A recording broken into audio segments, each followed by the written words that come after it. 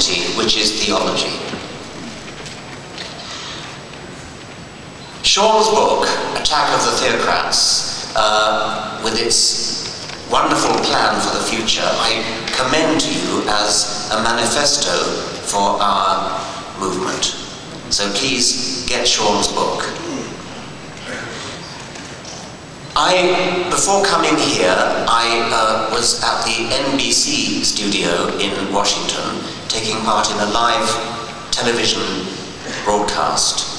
And it proved to be a very interesting discussion involving Steven Pinker, among others, Susan Jacobi, various other people.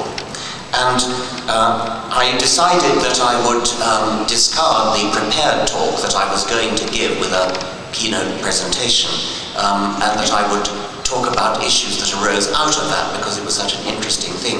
But the most interesting thing that happened in this morning's broadcast came right at the end, and I want to call your attention to that first. We in the Richard Dawkins Foundation are very proud of our association with the Clergy Project. The Clergy Project, as many of you may know, is a project to encourage and embolden those many clergymen and women who have lost their faith and are on the verge of coming out to their congregations, to their families, which is a highly difficult and courageous thing to do.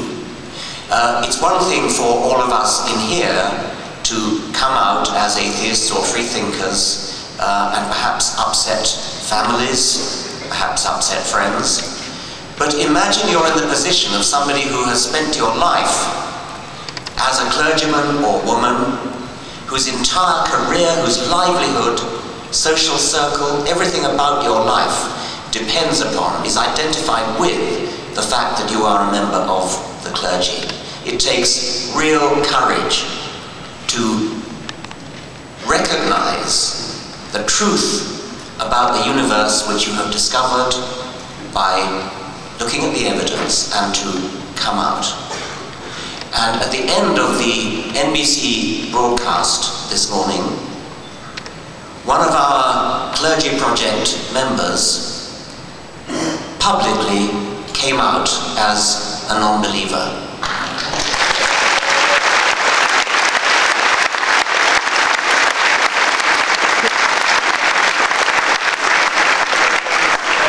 I have hopes that maybe others will soon follow. So I would like to ask Pastor Mike House to stand up and be honored by this crowd. Mike, are you here?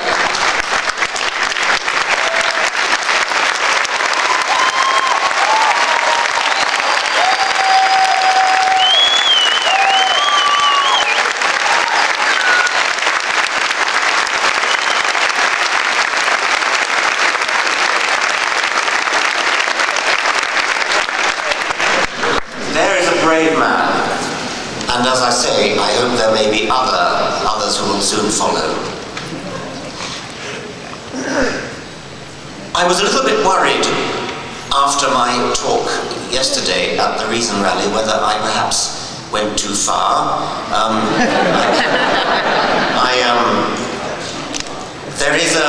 There is a fine balance to be drawn between being too strident and not strident enough. And I'm a little bit worried about whether what I talked about, respect and lack of respect and things like that, went too far. So what I thought I would do is, since it arose in the NBC broadcast this morning, is raise with you the dilemma that I feel in myself. I'm genuinely torn as to what's the right tactic. It's really a matter of political tactics, I think. And so I want to share with you the thoughts that are going through my head in my genuine doubt. Yesterday I quoted Johann Hari as saying, "I respect you as a person too much to respect your ridiculous beliefs." And I do want to make this distinction between showing disrespect for individuals and showing disrespect for what they believe. I don't think it's obvious that we should regard a person's, particularly a politician's, private religious beliefs as somehow off limits. There is in this country a culture which I think is easily confusable with the very laudable separation between church and state.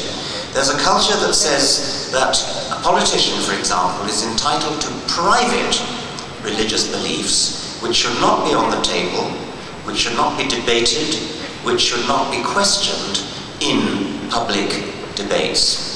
And I think I may be in a minority even in this hall on this question, because it does run very deep in American culture that religion is a private matter which should not be on the table in public debate unless it's actually deliberately put on the table by the believer himself. Suppose we take a voter who is deciding who to vote for, and you look at the publicly stated policies of the candidates that you're offered, and you look at their taxation policy, their military policy, their economic policy, and so on, and all that's public and that's absolutely accepted, that that's what we should talk about. But suppose you know that privately, it's been made publicly available, but their private belief is something utterly ridiculous. Equivalent to believing that you are Napoleon. Suppose that the person that you're thinking of voting for believes that a 19th century man dug up some golden tablets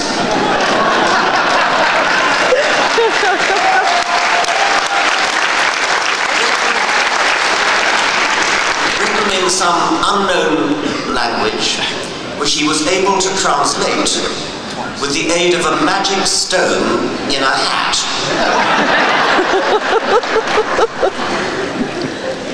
A 19th century man who, with the aid of the magic stone, translated not into 19th century English, but into 16th century English. What's that about? And you're faced with voting for somebody who, whether or not you like his taxation policy, his monetary policy, his business policy, anything else, believes that story about the magic stone in a top hat. Do you want to entrust your country to a man who is capable of holding a totally ridiculous belief? Or is it private business, nothing to do with us? Is it private and therefore should not be on the table, should not be asked? Suppose his rival for the nomination of his party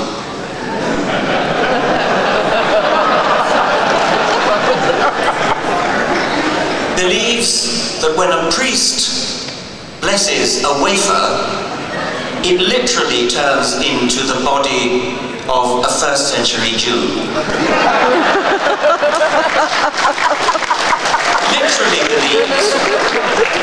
literally believes that wine turns into the blood of that same possibly existent individual. Whether or not you support the policies of this candidate, do you want to entrust the governance of your country to somebody who's capable of believing something so absolutely mad, crazy, bonkers? Or is it a private matter that we have no business inquiring into?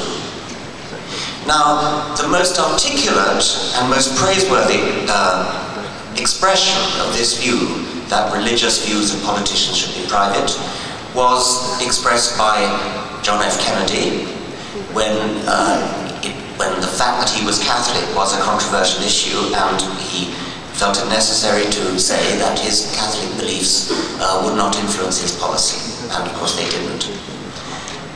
I want to express skepticism about whether a man as intelligent and well-educated as John F. Kennedy really did believe that a wafer turned into the body of Jesus and the wine turned into the blood. So when I say that that belief in transubstantiation is ridiculous, I am not saying that I think John F. Kennedy was ridiculous. I don't think he believed that for one moment. What I am saying is that maybe we shouldn't be quite so reticent about asking people when they say they're Catholic, or when they say they're Mormon, or when they say they're whatever it is, Pentecostalist or whatever. Don't just say, ah yes, all right, that's private, we won't ask any more questions. Say, oh, you're Catholic, are you? Do you really believe that a wafer turns into Jesus? And my guess is that they'll say, oh, no, of course I don't. But that's what we want to get them to say. We want to get them to admit that actually, although they call themselves Catholic or whatever it is, they really are not Catholic. Because if you commit yourself to being Catholic, then you are committing yourself to a whole lot of beliefs which need to be at the very least defended. So I think the doctrine that religious belief should be regarded as private, off limits, off the table, should be challenged. And I'm asking people, don't go along with this convention that it's not somehow not polite to talk about somebody's religious beliefs, because religious beliefs are immensely important. Not only do they influence people's moral judgments, as we've seen, but they also constitute a worldview, a view of the universe, a view of the world, which is a relevant and important part of that person's identity. And so I'm asking you, do we really want to leave that as a private matter, never to be questioned? This matter arose in Britain recently when the British branch of the Richard Dawkins Foundation conducted an opinion poll. And we did this because Britain, as you know, does not have a constitutional separation between church and state. The Church of England is an integral part of the governance of Britain. The Queen is the head of the Church of England. There are 26 bishops who sit in Parliament as of right, because they are bishops. You have to go as far as Saudi Arabia, I think, to find another place, or Iran, to find another place where clerics automatically sit in Parliament because they are clerics. In Britain, we have a census every 10 years, and in the 2001 census, 72% of the population ticked the box labelled Christian. That fact has been used in the 10 years since then by politicians and by prelates and preachers and bishops to justify Christian policies in Britain. Britain is a Christian country. 72% tick the Christian box in the census. So when the 2011 census came along, we suspected that the same thing would happen, tried to run a campaign to have the religion question removed from the census, but it wasn't. So we fell back on Plan B, which was to commission an opinion poll by Ipsos Mori, which is a very respected and respectable polling organization, to question those people who ticked the Christian box in the very week after the 2011 census, to find out what they really believe. And this is what I'm encouraging you to do in this country. When you meet somebody who says they're Catholic or Muslim, whatever it is, ask them what they really believe. We asked the people who tick the Christian box in the census what they really believe. The first interesting fact is that that figure of 72% seems to have dropped in the 10 years since 2001 to 54%.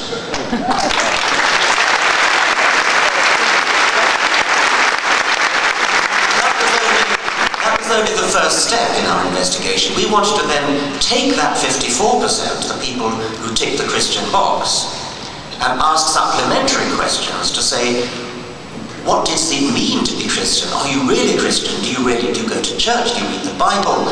Do you believe Jesus is the Son of God? Why did you tick the Christian box? And the 54% then drops dramatically to a much smaller percentage when you measure any of those indices of whether these people really are Christian. Perhaps the most amusing of those results is when we ask them, what is the first book of the New Testament? And they didn't even have to remember that it was Matthew. All they had to do was choose a multiple choice of 4. We gave them Matthew, Genesis, Acts of the Apostles, and Psalms. Only 35%, not of the British people, only 35% of the 54 who ticked the Christian box could identify Matthew as the first book of the New Testament. Now, of course, it's not important what's the first book of the New Testament, but it does at least suggest a certain disconnect from the Christian culture which they postulate. And the same goes for the answers to all the various other questions that we asked. We specifically asked them, why did you tick the Christian box? And we offered them things like, because I believe Jesus is my Lord and Saviour, because I believe in the teachings of Jesus, and so on. But the most popular answer to that question was, oh, well, I like to think of myself as a good person. That's a reason for ticking the Christian box. So that if politicians want to say 54%, it's only 54 now, 54% of the British people are Christian, the majority of people who tick the Christian box did so thinking that because they try to be a good person, that means they ought to tick the Christian box. But it gets worse, or better, depending on how you look at it. We also asked them, when you are faced with a moral dilemma, when you're faced with a question of right and wrong, to what do you turn? Do you turn to your religion in order to decide the answer to a moral dilemma? Only 10% of the 54% said they turned to their religion when faced with a moral dilemma.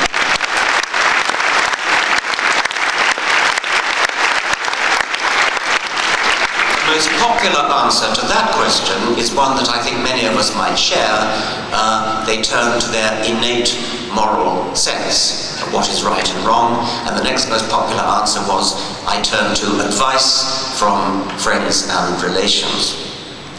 So, after our opinion poll, it will no longer be possible for politicians in Britain to claim that Britain is a Christian country and therefore to promote Christian policies and Christian values. Now, we've been accused of trying to dictate to people who want to call themselves Christian whether they should be allowed to call themselves Christian. That's not the point. They can call themselves whatever they like. The point is that they should not be hijacked by bishops, by prelates, by politicians who want to use their numbers as evidence that Britain is a Christian country, and therefore that Christian policies on, for example, abortion, the right to die, and that kind of stem cell research and things like that should be, they should not be allowed to hijack the percentage figure that comes out of the census. Well,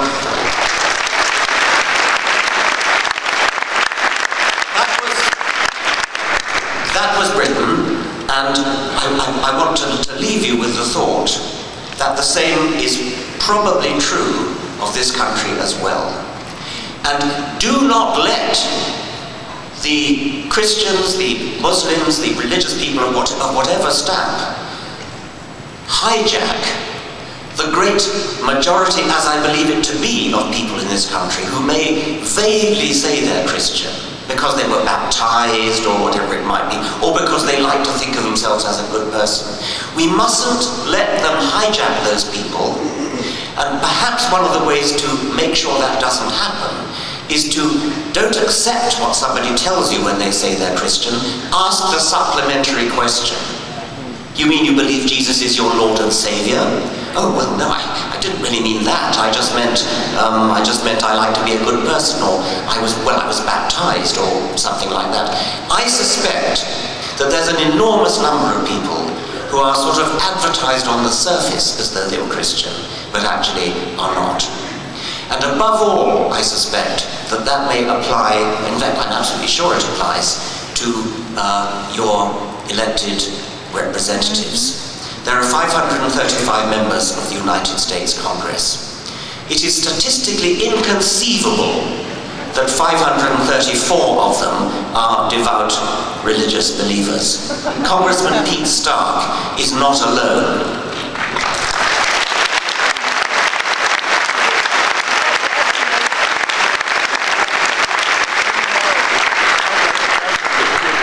statistically almost obvious that there must be probably hundreds like him who don't dare come out and say so.